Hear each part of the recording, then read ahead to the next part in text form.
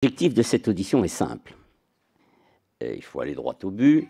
Il s'agit pour vous de décider si la proposition du président du Sénat, Gérard Larcher, de me nommer membre du Conseil constitutionnel est justifiée. L'originalité de la situation tient certainement au fait que l'on me confie à moi la tâche de le démontrer.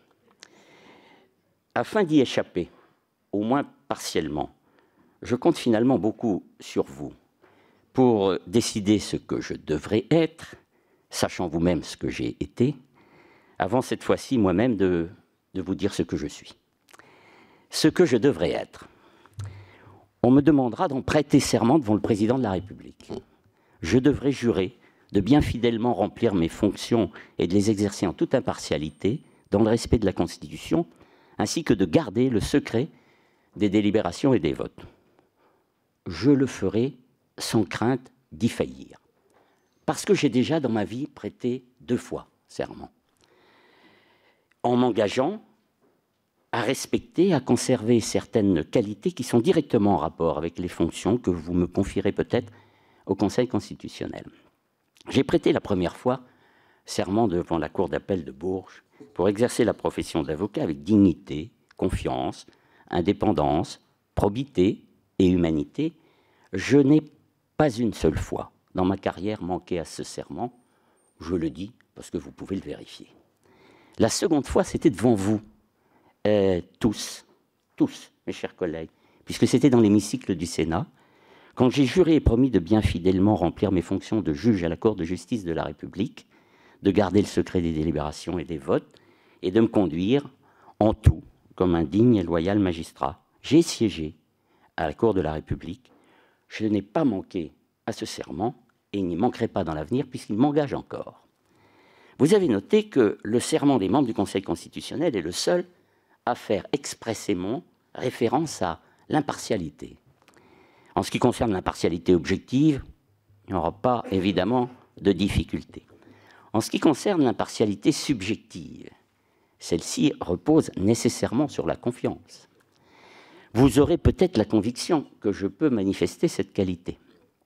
Peut-être penserez-vous que dans les travaux que j'ai menés au Sénat, j'ai veillé, avant de me faire une conviction et de proposer une solution, à vous soumettre objectivement tous les éléments nécessaires à la sincérité de vos débats et à celle du débat collectif.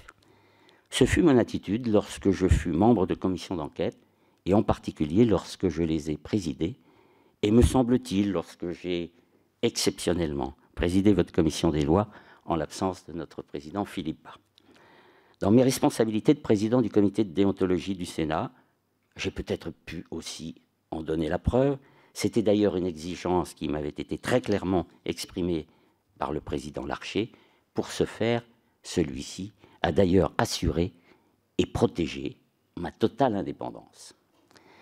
L'impartialité des membres du Conseil constitutionnel les oblige à exercer une compétence strictement limitée et à ne jamais, si peu soit-il, faire la loi à la place du législateur. Je pense qu'au travers de ce que j'ai été, il n'y a peut-être pas de raison qui puisse vous faire douter de ma capacité à tenir cet éventuel futur serment. Mais il vous faut encore, j'en conviens sans doute, un peu plus d'assurance sur ce que plus profondément je suis. Je suis un homme libre et je ne changerai pas. Libre, mais avec des convictions que je n'abandonnerai pas. La conviction que la compétence du Conseil constitutionnel pour assurer avec vigilance la protection des libertés individuelles et publiques confère à ceux qui y siègent une responsabilité fondamentale. Mes opinions sont constantes, fermes, ancrées en moi. Je les ai suffisamment exposées dans nos différents débats pour qu'elles ne vous aient pas échappé. Dans un travail qui a été signalé tout à l'heure par le président, j'ai même voulu et pu, grâce à beaucoup d'entre vous et à beaucoup d'administrateurs, démontrer que l'idée d'un Sénat gardien des libertés n'est pas le monopole d'un groupe politique, mais la fierté de l'institution sénatoriale tout entière. Pour justifier de cette détermination à rester libre, j'ai choisi un exemple dont je suis heureux que le président l'ait choisi aussi, qui pour moi aura certainement constitué un des moments forts, peut-être le plus fort, de mes interventions au Sénat, dans le cadre des rapports aux démissions qui m'ont été confiés. C'était en mars 2012, à l'occasion de l'examen de la proposition de loi sur la protection de l'identité. J'ai estimé qu'en organisant la création d'un fichier dans une structure technique permettant d'identifier toute personne à partir de ses seules empreintes digitales, le législateur porterait une atteinte grave aux libertés individuelles et en particulier à l'article 2 de la Déclaration des droits de l'homme et du citoyen. Ainsi, pendant tous les débats, je me suis fermement opposé à la mise en place de ce fichier que j'avais effectivement surnommé le fichier des gens honnêtes, au motif qu'il allait concerner la quasi-totalité de la population française. Le gouvernement de l'époque et son ministre de l'Intérieur bénéficiaient d'une majorité à l'Assemblée nationale et au Sénat. Contre l'avis du gouvernement, le Sénat me suivit et refusa la création de ce fichier.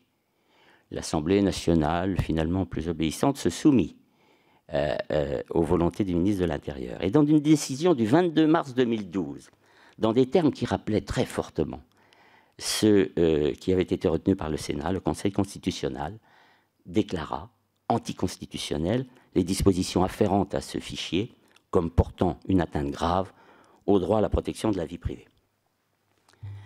Ce n'est pas tant d'avoir eu raison qui me procura une profonde satisfaction, mais bientôt, bien sûr, plutôt, d'avoir convaincu mes collègues. J'aime convaincre. Je porte une attention particulière et immédiate aux décisions que le Conseil rend sur ce point, la protection des libertés et des droits fondamentaux, étant évidemment sa principale et fondamentale mission. J'attends régulièrement, avec impatience, les décisions qu'il rend en ce domaine. Sur ces questions essentielles, je partagerai et attiserai, si nécessaire, la vigilance du Conseil constitutionnel. J'aurai également la préoccupation constante de rechercher l'équilibre nécessaire entre les libertés elles-mêmes, et puis surtout entre les libertés et l'action publique légitime. Dans la mesure, d'ailleurs, où nous parlons de liberté, peut-être pourrait-on employer un terme plus humaniste que celui d'équilibre et préférer celui d'harmonie. Harmonie des libertés.